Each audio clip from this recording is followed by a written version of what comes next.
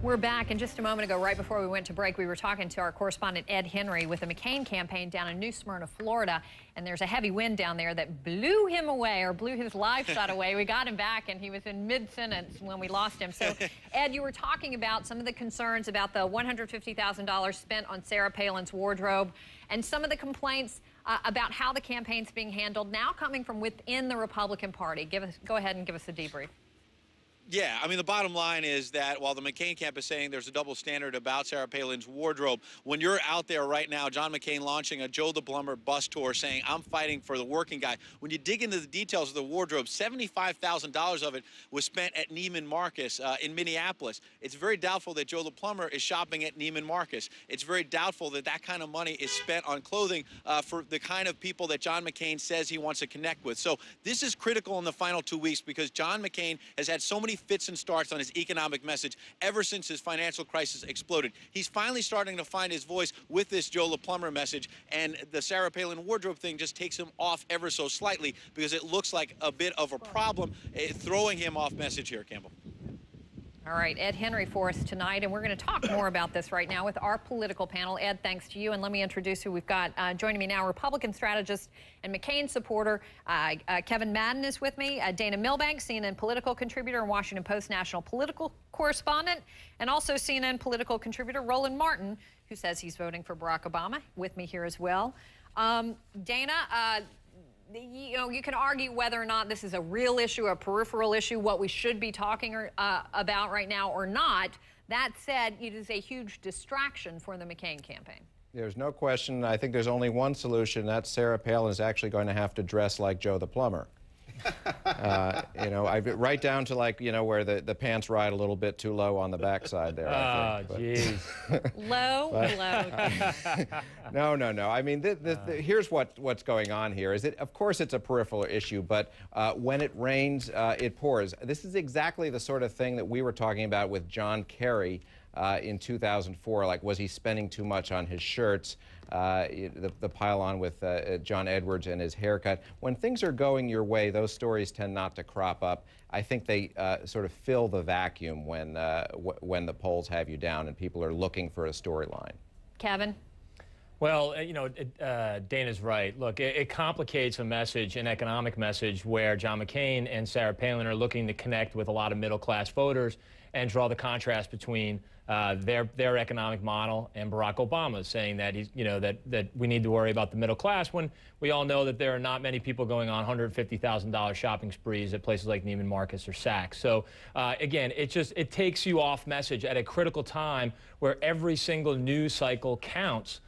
In these last 12, 13 days where you're trying to make that closing argument to voters. But Campbell, the other reason why this is the story is because, look, the campaign paid for it. Remember John Edwards. Republicans were slamming John Edwards for the $400 haircut. The only reason we knew about that was because it showed up on a campaign expenditure form, because the campaign paid for it, he paid for it later. If she'd paid for her clothes by herself, nobody would know where she shops. The other piece is authenticity. When you hold yourself up as a Walmart mom, as a regular mom, and you have, that's your message, that's your image, if you will, and all of a sudden, that amount of money going to clothes, it competes with the message that you've been putting out all these months. In an interview, guys, that just aired tonight on NBC Nightly News, Brian Williams spoke with Sarah Palin and John McCain, and he asked them about the issue of class. I want to play a little bit of that. Governor, what is an elite? Who is a member of the elite? Oh, I guess just people who think that they're better than anyone else. And John McCain and I are so committed to serving every American, hardworking, middle-class Americans who are so desiring of this economy getting put back on the right track and winning these wars, and America starting to reach her potential. And that is opportunity and hope provided everyone equally. So anyone who thinks that they are, I guess, better than anyone else, that's my definition of elitism. So it's not education, it's not income-based, it's... anyone who thinks that they're better than someone else. A state of mind, it's not geography. Of course not. Senator? I know where a lot of them live. Where's that? Well, in our nation's capital in New York City. I've seen it. I've lived there. I know the town. I know what a lot of these elitists are, the ones that she never went to a cocktail party with in Georgetown. I'll be very frank with you, who think that they can dictate what they believe to America rather than let Americans decide for themselves.